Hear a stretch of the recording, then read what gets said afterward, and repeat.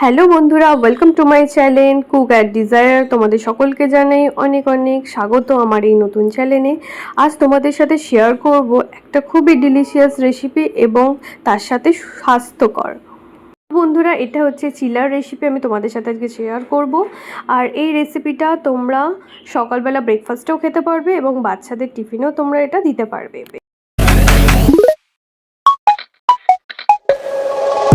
ফার্স্টে আমি নিয়ে নিয়েছি দই। এখানে আমি 1 কাপ দই ইউজ করেছি এবং দই আমাদের গরমকালে স্পেশালি খুবই ভালো স্বাস্থ্যের জন্য। এবং তার সাথে নিয়ে নেব সুজিও এখানে পরিমাণ মতো নিয়ে নেব। 1 কাপ টক দই নিয়েছি, তার সাথে আমি 1 কাপ সুজি এখানে নিয়েছি এবং তার সাথে নিয়ে নেব 1 টেবিল স্পুন মতো চিনি। তোমরা চাইলে চিনিটা স্কিপ করতে পারবে, কারণ আমি চিনিটা দিয়েছি এটা টেস্টি হওয়ার জন্য। অনেকেই সুগার আছে, তাই তারা চিনিটা পছন্দ করে না, তো তারা সেই ক্ষেত্রে চিনিটা অ্যাভয়েড করবে। আমি এখানে চিনিটা নেওয়ার পর খুবই ভালো করে মিক্সড করে নিচ্ছি এবং তার সাথে নেব পরিমাণ মতো লবণ।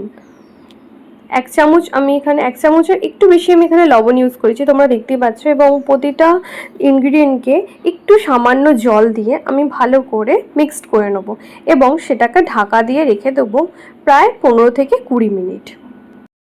এইভাবে ঢাকা দেওয়ার পর আমরা চলো নেক্সট স্টেপে চলে যাই।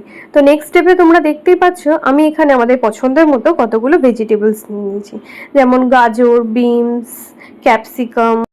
আমি এখানে ইউজ করছি একটা গ্রেটারের সাহায্যে আমি এইভাবে প্রত্যেকটা সবজিগুলোকে গ্রেট করে নেব।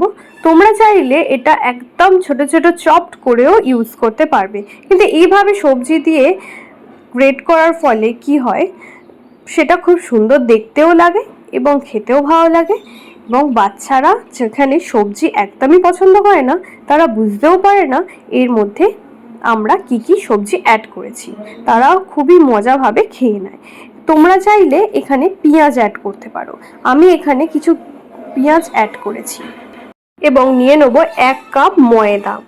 আমি এখানে ময়দা ইউজ করেছি, তোমরা চাইলে আটাও ইউজ করতে পারবে, কিন্তু ময়দাটা বেশি টেস্টি হয়। 1 কাপ ময়দা এবং তার সাথে নিয়ে নেব 1/2 কাপ চালের গুঁড়ি।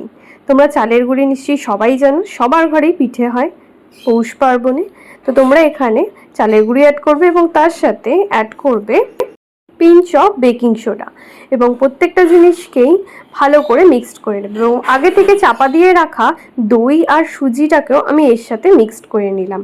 ব্যাটারটা খুব পাতলাও নয়, খুব মোটাও নয়, এইভাবেই রেডি করতে হবে। তোমরা দেখে নাও ভিডিওতে আমি কিরমভাবে ব্যাটারটা বানাচ্ছি। একটু একটু জল দিয়ে মিক্সড করব। ছোটরা যেহেতু ঝাল খায় না, তাই তাদের জন্য কাঁচা লঙ্কাটা অ্যাভয়েড করাই ভালো। এবং বড়রা যারা পছন্দ করো তারা একটু চপড করে কাঁচা লঙ্কা এখানে অ্যাড করে নিতে পারো স্বাদ অনুযায়ী।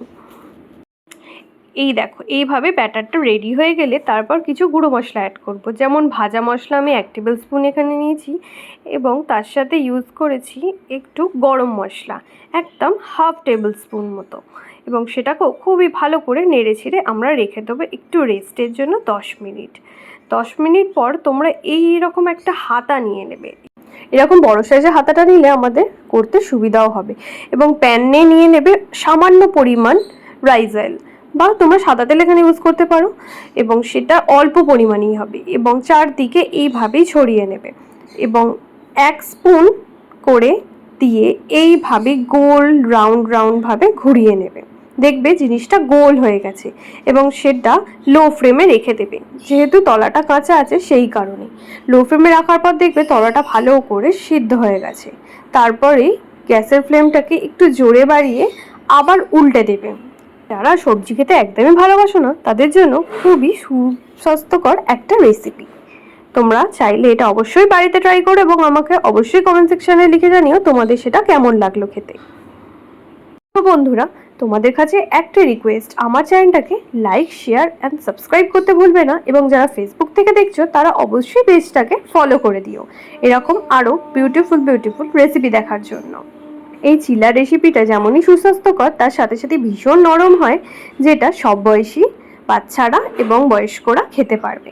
তোমরা দেখতেই পাচ্ছ আমি এখানে ছিঁড়ে তোমাদের একবার দেখিয়ে দিচ্ছি এটা কতটাই সফট হয়। তো বন্ধুরা, এই ছিল আমার চিলা রেসিপি।